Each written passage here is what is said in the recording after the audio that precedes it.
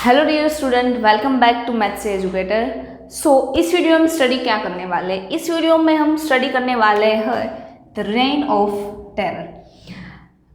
Last video में हमने study किया था कुछ जैकोबियन क्लब के बारे में। मैं आपको फिर से कुछ रिकॉल करा देती हूँ कि किंग ने नेगोशिएशन किए थे ऑस्ट्रियन पुरुषा के साथ और वहाँ पे वो नेशनल असेंबली को डिफेक्ट करना चाहता था, बट नेशनल असेंबली उसके साथ फाइट करके विन हो जाती है, तो पूरा पावर आ जाता है, वो नेशनल असेंबली के पास आ जाती है और मोनार्ची जो है वो अबोलिश हो जाती है।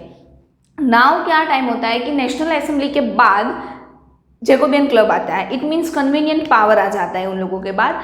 तो यहाँ पे हमें यही स्टडी करने वाले हैं कि जो जैकोबियन क्लब था उसका लीडर था रोबेस्पायर, मैक्सिमिलियन रोबेस्पायर था उसका लीडर। तो उसके अंडर में, रोबेस्पायर के अंडर में जो टाइम हुआ, जो भी उसने पॉलिसी इम्पोज की, ये जो पूरा टाइम है उसको बोला जाता है reign of terror. Period between 1793 to 1794। मैं आपको ये ईयर याद दिला दूँ तो 1789 में हुआ था वो रिवॉल्यूशन आउटब्रेक हुआ था। उसके बाद 1790, 1791 एंड 1792 तक कुछ नेशनल असेंबली और फिर जो एस्टेट की जनरल्स मीटिंग होती थी उसके बीच में कुछ फाइट्स होकर नेशनल असेंबली अपना पावर ले लेती है। Now the time is Jacobin club, मतलब कन्वीनियंट पावर जो है उसका टाइम है। उसका लीडर था रोबेस्पायर, मैक्सिमिलियन रोबेस्पायर। यहाँ पे ये जो पीरियड है रेन ऑफ टेरर वो है 1793 टू 1794 के बीच का, बहुत शॉर्ट पीरियड है। तो यहाँ पे ये जो रोबेस्पायर है ना वो बहुत स्ट्रिक्ट है। रोबेस्पायर बहुत स्ट्रिक्ट लीडर है। वो पॉलिसी इम्पोज करता है, policy of several control and punishment. वो बहुत स्ट्रिक्ट है। इट मीन्स वो यहाँ पे जो नोबल पीपल है, मतलब नोबल सेकंड एस्टेट्स के पीपल, कोई क्लर्जी पीपल है या फिर कोई हेड है, अदरवाइज कोई ऐसा गवर्नमेंट ऑफिसर्स है, उसके अगेंस्ट में उसको पनिश करना, उसको कंट्रोल करना, बहुत स्ट्रिक्ट एक्शन लेता है रोबेस्पायर। यहाँ पे रोबेस्पायर क्या करता है? रोबेस्पायर जो है वो कुछ पॉलिसी रखता है, policy of several control and punishment. वो उसके एनिमी कौन कौन से है? Noble people, clergy people. Noble people and clergy people और अनदर पार्टी के पीपल जो उसके अगेंस्ट में जाते हैं, उन सबको वो क्या करता है? इम्प्रिजन करता है, एग्जीक्यूट कर देता है। ये उसकी पनिशमेंट होती है। और इसके लिए उसने एक रिवोल्यूशनरी ट्रिब्यूनल बनाया होता है कि उसका काम ही वही है कि जो उसका एनिमी है, जो उसके रूल्स को फॉलो नहीं कर रहा है, उसके अगेंस्ट स्ट्रिक्ट एक्शन लेना, उसको सजाए मौत सुना देना, बस यही काम था रोबेस्पायर का। रोबेस्पायर बहुत स्ट्रिक्ट लीडर था। उस टाइम पे रोबेस्पायर ने एक डिवाइस बनाया था और वो था गुलिटिन।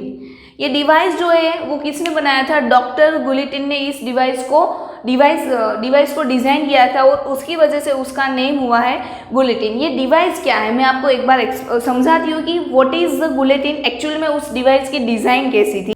गुलिटिन is a device consist of 2 hole and 1 blade and in this people is behaved. यहाँ पे कुछ इस तरह का स्ट्रक्चर होता है, यहाँ पे ऐसा रखा जाता है और यहाँ पे एक ब्लेड होती है। ये जो स्ट्रक्चर है यहाँ पे सर रहता है, जो पीपल होता है उसका जो गर्दन तक का पोर्शन है वो यहाँ पे रहता है, इस तरह से लटक के रहता है। फिर यहाँ से जैसे ये ब्लेड को मैं अगर यहाँ से रिमूव कर दूँ तो ये ब्लेड आ जाएगी इस पीपल के सिर तक और उसका सिर जो है वो कट जाएगा डायरेक्टली। उसको इसी तरह से वो पनिशमेंट कर रहा था। ये कुछ इस तरह से डिज़ाइन किया गया था कि पीपल जो है डायरेक्टली उसका डेथ हो जाए, मतलब उसका जो पूरा बॉडी है वो उसके सर से अलग हो जाएगा। ये डिवाइस बनाया था उस टाइम पे उसने गिलेटिन की, जिसकी वजह से वो पीपल को डायरेक्टली एग्जीक्यूट करता था। ये सब कुछ किया था रोबेस्पायर ने। अब उसने कुछ चेंजेस लाए थे। रोबेस्पायर जो है वो सोसाइटी में कुछ चेंजेस लाया था। तो वो कौन से चेंजेस थे? Maximum selling on wages and price. Maximum selling on wages मतलब उसका वेजेस जो है वो फिक्स है, ना ही तो वेजेस इंक्रीज होता है ना ही तो वेजेस डिक्रीज होता है। पीपल वर्कर्स का जो वेजेस होता है और फिक्स प्राइस है। कोई भी चीज़ वो लेने जाएगा तो उसकी प्राइस भी क्या होगी? फिक्स होगी, ना ही तो इंक्रीज होगी ना ही तो डिक्रीज होगी। Meat and bread were rationed. It means यहाँ पे क्या हुआ कि मीट एंड ब्रेड जो है वो भी राशन से ही मिलती है, कि अगर मेरे पास आज ज़्यादा पैसे हैं तो मैं मेरे घर में ये ब्रेड और मीट जो है उसका स्टोर कर दूँ तो चलेगा, ऐसा नहीं है। बट जितना सबको मिलना चाहिए, फर्स्ट एस्टेट के पीपल हो, सेकंड एस्टेट के पीपल हो या थर्ड एस्टेट के पीपल हो, कोई भी पीपल हो, इन सबके बीच में यहाँ पे उसने यूनिफॉर्म लाने की एक ट्राई की थी, इसलिए उसने ये सारी पॉलिसी जो है वो इम्पोज की थी। सो यहाँ पे मीट एंड ब्रेड भी राशन से ही मिल रहे थे। ज़्यादा पीपल के पास पैसे है तो रिच पीपल जो है वो ज़्यादा ले लेंगे, ऐसा कुछ नहीं है। यहाँ पे उसने फर्स्ट, सेकेंड एंड थर्ड, ये तीनों एस्टेट्स के बीच का डिफरेंस ही पूरा मिटा दिया था। Second one is the forced selling of food grains.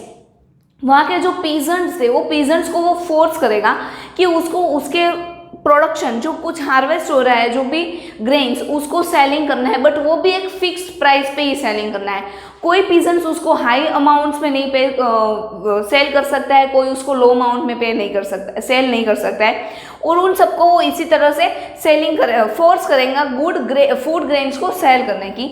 And promotion of equality bread. So यहाँ पे क्या होता है कि इक्वालिटी ब्रेड, इट मीन्स जो सिंपली व्हीट से बना हुआ ब्रेड है वही सब यूज करेंगे। मतलब उस टाइम पे जो व्हाइट फ्लर से, मतलब फर्स्ट एस्टेट के और जो रिचर पीपल थे वो क्या करते थे, जनरली हम बोलते हैं ना मैदा, उसका यूज करके उसके ब्रेड का यूज करते थे।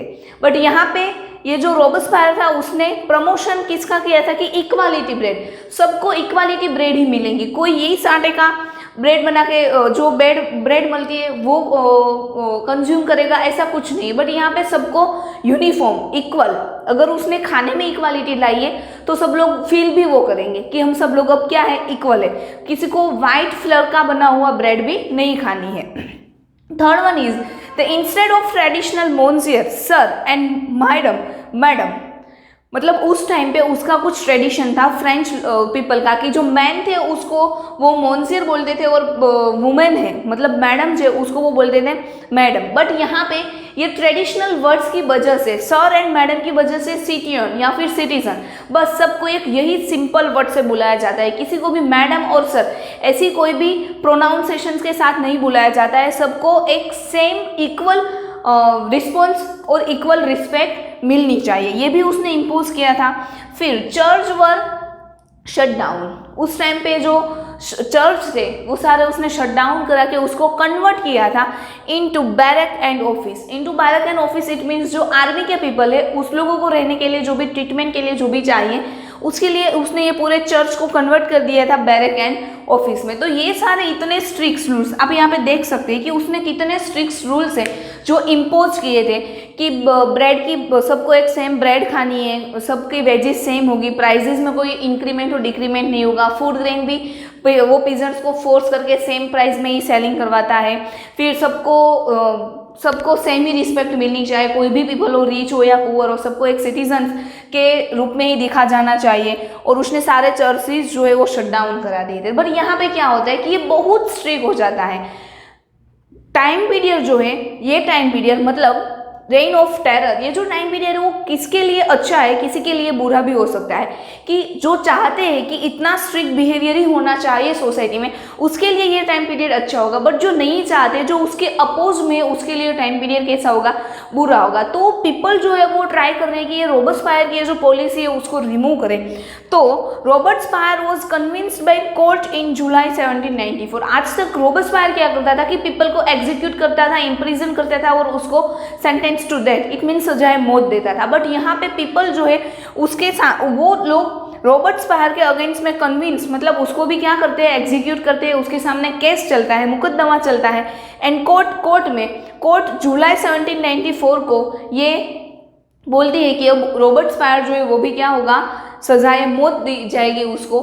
तो उसने जो ये डिवाइस इंस्ट्रूमेंट डिजाइन करवाया था गुलोटिन, उसकी हेल्प से, उसमें ही इस रॉबस्पायर जो है उसको सजाए मौत दी जाती है। सो यहाँ पे ये जो टाइम था वो पूरा टेरर नाम क्यों दिया गया है, टेररिज्म नाम जो है वही यहाँ से आया है, टेरर से।